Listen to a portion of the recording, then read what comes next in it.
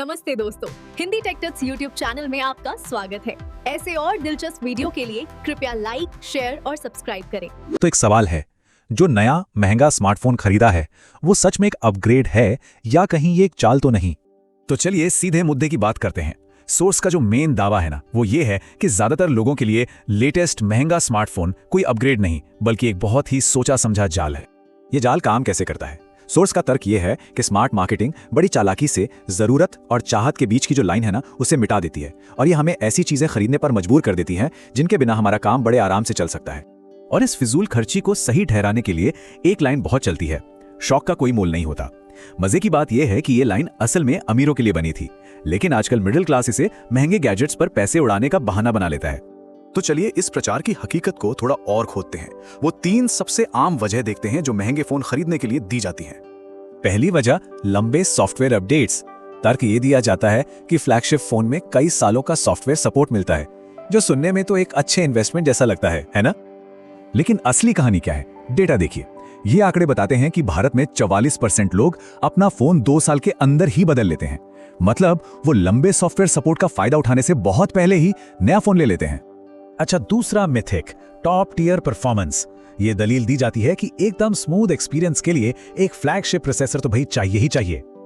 पर एक मिनट रुकिए, एक औसत इंसान अपने फोन पर करता क्या है?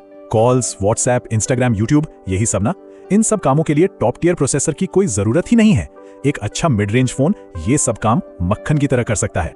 ये बात बिल्कुल सही है कि एक फ्लैगशिप फोन की पावर और हमारी रोजमर्रा की जरूरतों में जमीन आसमान का फर्क होता है। सोचकर देखिए, क्या सिर्फ इंस्टाग्राम स्क्रॉल करने के लिए 1 लाख रुपए का फोन लेना समझदारी है? और अब आता है आखिरी और सबसे बड़ा हथियार, कैमरा। एक फ्लैगशिप फोन खरीदने के लिए यह सबसे मजबूत तर्क होता है। वादा किया जाता है कि इससे कमाल की अविश्वसनीय तस्वीरें और वीडियोस बनेंगी। लेकिन क्या ये कैमरे सच में उतने बेहतर हैं जितना बताया जाता है? MKBHD, जो एक बहुत बड़े टेक यूट्यूबर हैं, वो हर साल एक ब्लाइंड कैमरा टेस्ट करते हैं। और आपको पता है, पिछले 2 सालों से लोगों ने सबसे ज्यादा वोट सस्ते पिक्सल फोन की तस्वीरों को दिए हैं। इससे एक बात तो साफ है, क्वालिटी का जो ये फर्क है ना, वो हमारी आंखों में कम और दिमाग में ज्यादा है। और सिर्फ कैमरा ही क्यों, बहुत सारे प्रो फीचर्स होते हैं, जैसे प्रोरेस वीडियो या प्रोमोशन डिस्प्ले। हम इनके लिए एक्स्ट्रा पैसे तो दे देते हैं, पर क्या सच में कभी इनका इस्तेमाल करते हैं? तो अगर ये फीचर्स असली वजह नहीं है तो फिर चल क्या रहा है? चलिए अब एक बहुत ही जरूरी फर्क को समझते हैं जो सोर्स बताता है। सोर्स यहां एक बहुत ही काम का फर्क बताता है। एक कंटेंट क्रिएटर के लिए फोन एक टूल है जिससे वो पैसे कमाता है, तो ये उसके लिए एक इन्वेस्टमेंट हुआ। लेकिन बाकी हम सबके लिए ये सिर्फ मनोरंजन पर किया गया एक खर्च है। इसे और आसान शब्दों में समझें तो इन्वेस्टमेंट वो है जो जेब में पैसा लाए और खर्च वो है जो जेब से पैसा ले जाए। तो अगली बार कोई महंगा फोन खरीदने से पहले बस खुद से एक सवाल पूछना है, क्या ये डिवाइस अपनी कीमत वसूल कर पाएगा? और ये जो इन्वेस्टमेंट और खर्च का फर्क है ना, ये हमें समझने में मदद करता है कि इन महंगी खरीदारियों के पीछे असल में कौन सी साइकोलॉजी काम कर रही है। अक्सर होता यह है कि हम ऐसे फैसले अकेले नहीं लेते। मन में तो होता है कि ये फिजूल खर्ची है, लेकिन फिर दोस्तों का प्रेशर आता है। कोई कह देता है, अरे ले ले यार, एक ही तो जिंदगी है। और बस यही बहाना काफी होता है एक गलत फाइनेंशियल फैसला लेने के लिए। तो फिर इसका हल क्या है? सोर्स यहां पे फाइनेंशियल सोच में एक बहुत ही सरल लेकिन बहुत पावरफुल बदलाव की बात करता है। और यह सुनहरा नियम बहुत सीधा है। ज्यादातर लोग क्या करते हैं, पहले खर्च करते हैं, फिर जो बचता है उसे इन्वेस्ट करते हैं।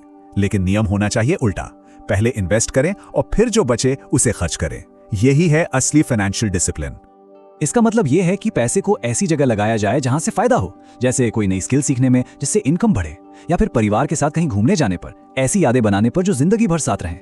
इन चीजों की वैल्यू एक फोन से कहीं ज्यादा है जिसकी कीमत तो हर दिन घट रही है।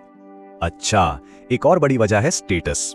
ऐसा लगता है ना कि लेटेस्ट फोन हाथ में होगा तो एक स्टेटस बनेगा। इस पर सोर्स का तर्क बड़ा तीखा लेकिन सच्चा है। जब कोई इंसान एक बेजान धातु के टुकड़े से समाज में अपनी पहचान या मान्यता ढूंढता है तो ये असल में दिखाता है कि उसे खुद की पर्सनालिटी पर भरोसा नहीं है। और सच तो यह है कि एक महंगा फोन किसी को इज्जत नहीं दिलाता।